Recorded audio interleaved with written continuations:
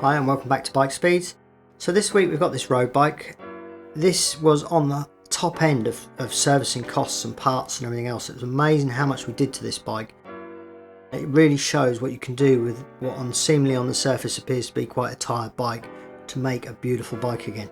So you can see it's thick with oil and grease, and more importantly internally the wheel bearings are gone, the free hub bearings are gone, the headset bearings are gone, the bottom bracket bearings are gone. The cables were tired. This is how we brought this bike back up to steam and ready to go again. So initially here we had the thumb adjuster for the rear derailleur was seized, but that didn't matter too much because obviously you've got the thumb adjuster on the rear derailleur. So normally I would have took that one out, but that was absolutely seized solid. The brake here, we had an awful job undoing that. You can see the corrosion on there and you can see the debris in the brake, but we did get that brake off eventually. Now we're taking the back brake off.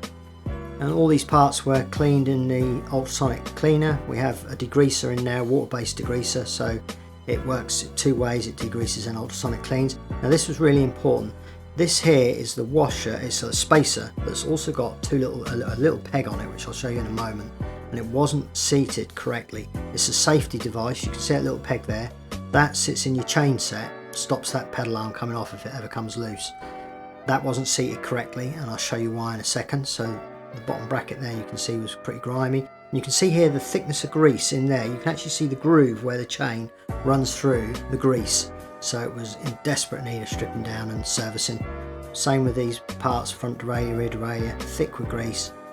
It all stops that fluid, smooth chain gear shift, and you know, a clean chain set is a happy chain set. And now you can see here, you see that black washer as I undid that. That was the reason that that safety spacer wasn't fitted correctly. This bike should not have had that washer. That's for a wider bottom bracket or frame spacing at the bottom. This was the thumb shifter off the other side, which we degreased and cleaned up as we went. And next up we're getting the handlebars off. Now with this customer we'd actually only agreed one cable, but I always try to thank customers who lend us bikes for these videos. You can see here the headset bearing was completely gone. And so actually we decided as we were doing this bike that we were going to do more in depth than we actually even had planned ourselves. And we decided to replace all the cables because we were doing the handlebar tape. So it made sense to do the brake cables and everything at the same time, and we'd only agreed a gear cable. But yeah, so we went full on with this bike. So we stripped this down. I never like to put the jockey wheels in a degreaser because they have bearings in them, sealed bearings, bearings for life. And so, you know, the frame we can get in there, but the rest we do with a on the bench like this. These were aftermarket jockey wheels. They're not Shimano. I'm not sure even what brand they were, but they were quite nice. I think they must have had ceramic bearings in them because they spun quite freely and there was no wear in them, so they were quite a nice little jockey wheel. Now the first parts are coming out of the ultrasonic cleaner, this being the front derailleur. Then the rear derailleur, you can see how these are really beginning to pop out at you with the reflection. It's amazing how these things come up when you really in-depth clean them.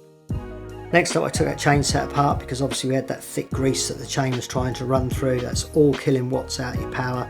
Your power output is being sapped away by these little lumps of grease here. You know, the chain has got to be pulled through those by your legs, you know, so every little ounce counts, and it will just make this bike a little bit freer and easier to ride. Even if that rider's not concentrating on his output, he will notice this bike is so much smoother to ride, and he won't really know why, but he'll just notice it. So we clean up this chain set. Now the bottle cages were also, I think they actually almost had like scale in the bottom one, where obviously had been used many times, and so we even give those a clean up on this bike. So now we're just washing the inner chain ring and the pedal arm itself. I never put the pedals through the ultrasonic cleaner again because they've got bearings in them that are sealed for life, and well, they're not sealed for life, but they're very hard to service and they rarely need servicing, so we always never put that through the degreaser. Next up we used a little bit of copper slip on the centres of those jockey wheels as we put them in the bolts. Then a little bit of Loctite 222 on the bolts that actually hold it together. Oil in the pivot points. Then greasing the springs. So we've used 2 sets of grease, oil, Loctite on one component. You know, there's whenever we do a service we always try to use the correct greases and oils and lubricants when available. As you can see there's many different types. This wheel had carbon braking surface on the rear wheel, so these are carbon brake pads going in here. I believe they're a cork based brake pad. They're actually made by Rally, these ones, and I quite like these pads. They're quite grippy. And then the front wheel, we used a triple compound brake pad, which is ideal for an aluminium braking surface, which this front wheel had on this bike. So next up, we just put this back together. We spin in those bolts, and everything's looking quite a bit cleaner there. And then we torque those bolts up. We torque up all the bolts to manufacturer specifications. Obviously there's many different specs out there because there's many different items on bikes and different manufacturers, etc. But you know, you sometimes have to look those up, but it's important to do that. So we torque everything up. Next we start focusing on the wheel. Now we had an awful job getting this cassette off. As you can see, we actually had to leave it off, and that was because the free hub was damaged, which I will show you how we remedy that in a second. So next up, we get the first bearing out of the free hub.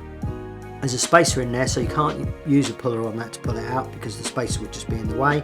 But I do then use an extractor like this to take out the second bearing. I try and avoid hammering out bearings wherever possible, because if you use an extractor, they pull out smoothly and evenly. You've got no risk of damaging the aperture that it's going into. So again, I knocked out the first bearing on this wheel and then used an extractor to pull out the second one, and that was out. So now we clean up that free hub. I'm using a chain degreaser on this because it evaporates nicely into the air, and you can see there's a lot of debris in there. Next up, we give that wheel a wash. Braking surfaces, when they're carbon, you can never see the road film on them, and I've never cleaned one yet that hasn't left the rag black with road film, and that's all your braking power disappearing. So it's always important to keep your braking surfaces on carbon wheels exceptionally clean. So we've cleaned that all off, and now we're using a car detailing polish to polish that wheel up. See, it comes up real nice. Keep watching these videos because we do a before and after at the end of all our videos. That was down to a comment one of our viewers made some time ago now, but we did actually listen to that comment, and we put before and after pictures at the end of our videos now. So keep watching to the end of this and you'll see what difference it's made to this bike, this service. Now you can see here we've got some burrs on the free hub. That was the reason why we couldn't get the cassette off. Now once you've got that burr and once you've got them grooves, you're not losing any structural integrity by filing that bearing off because it's already burred off. So that's really a sign that this free hub is not end of life. It could have been that just at some point the cassette has been left on there loose and it's dug in, and it was quite tight when I put the new one on, so I would happily ride this. Next up, I'm pressing the bearings in. We use ceramic bearings on this bike, so it's got stainless steel races, ceramic balls, and they are a beautiful bearing, very, very smooth. And this wheel, when we spun it on the bike before we put the chain on it, it's just spun forever. It was really, really nice afterwards. So now we're pressing the wheel bearings in. A little bit of the Shimano free hub grease on the free hub pores inside there, and then on goes the free hub itself. And we just need a little bit of a tap, and then the wheel gradually goes back together. And now we've got a beautiful wheel ready for its cassette. So a little bit of grease on there just to stop the cassette sticking, and hopefully to aid and benefit it for the future with these little marks and grooves on the body itself.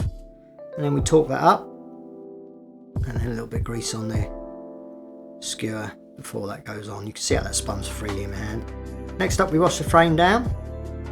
Now this, we're using a soap spray which we do sell in the shop. It's the Oxford mint spray, and then we just use the Auto Glim resin polish to really make that frame pop out.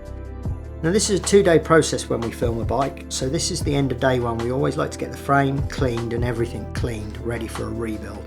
So this was heading towards the end of day one. We start to get the light change in the shop at this point of the day, so we actually always stop after we've cleaned the frame up. So, and we're just cleaning up the forks, and then we'll be ready on to day 2 for the full-on rebuild. If you're enjoying this video, please subscribe, comment. We always enjoy the comments, and we always love to see new subscribers and new visitors to the channel, so let us know you're out there. So this is day 2 now, so we're putting the new headset bearings in there. Again, we use a nice high quality stainless steel bearing. Should outlast the original ones considerably. And then we just start tightening everything up. Now I had to remove, it had aero bars on this bike, but I had to remove those because the customer had asked us to replace the bar tape, so they would have been in the way and would have made that really awkward, so they came off. And obviously the reason I went ahead and did all the cables was because it's far easier to do these brake cables now than once it's been retaped. So we decided we'd give it a full freshen up this bike. And like I say, this was a very, very expensive service actually, and you know, we like to give a little as well. Now we're just starting to refit components, gearing up towards cabling. So this is the first brake cable going in. We use a super slick brake cable. They're tightly wound stainless steel cables. You get sort of 3 ranges of cables. You get your steel galvanized cables, which are on cheapest, nastiest bikes. I don't even stock those, but you get them on very cheap children's bikes. Then you get your standard stainless steel cable, which is way better than a galvanized steel one. And then you get these, which are the super slick cables, which are your high-end cables of any manufacturers, but ours are a beautiful cable that we use. And then we're just re-taping this handlebar with a cork-based handlebar tape, end cap in there, and then on go the aero bars. As you can see, we've already done the left hand side there. For our videos, we tend to only focus on drive side of a bike unless it's important to show the other side. So you generally as a viewer will only see the drive side when we're doing work on a bike. It's just a way of sort of making the videos more consumer friendly. But so we're now starting to put the chain set on, and now you can see that washer drops nice and flat. It's dropping into its hole because we removed that spacer from the bottom bracket that shouldn't have been there. And we torque up that pedal arm. That's now starting to come together nicely. And there was a new bottom bracket. The difference was, you know, felt perfect when it was done. And now we're just getting the old gear components back on, front and rear derailleurs, and then on go the cables for this. You can see we've now got fresh cables all around. And then the back brake. So again, that's got the carbon brake pads in there, and goes the back wheel, so we can start to get everything in place and correct. So next up is our chain. So this again is a new chain, so we just got to shorten it and make sure it's the right length for the bike. Obviously all chain stays are different lengths, and there's different gearing on bikes, so all chains generally have to be cut. And then we just adjust it up. So we just did a little turn on the thumb screw. Now these high and low screws theoretically shouldn't have had to change, but the low screw was wrong on this bike, so we had to just alter that one. And then the front derailleur was pretty much okay. It didn't take a lot to get that in there. And then once the wheel's in, you can adjust your brakes for the width of your rim. And then I like the feel of the brakes to be the same left and right, so I'll adjust them and tinker with them until they feel on the handlebar cockpit that they're the same front and rear with the same pulling power. Had to adjust that little right pad there as well, which again theoretically nothing had changed, so that must have been wrong when it came off the bike. And then we just snip up these cable ends and get them all the same length and put on our ends. Now with the bottle cage, you'll notice in the before and afters we had one very, very rusty bolt, so we replaced that with a nice stainless steel one. And then we start going right over the bike, every single nut and bolt, checked with the torque wrench, talked to manufacturer specification. Cannot put an importance on how important it is to torque up your bike. You can see this saddle seat clamp there, seat post clamp was loose, the saddle clamp was loose. Now I hadn't touched those during this service, so they were just loose when the bike came in. But all these nuts and bolts all have a tolerance and a torque wrench setting, and it's important to get everything right.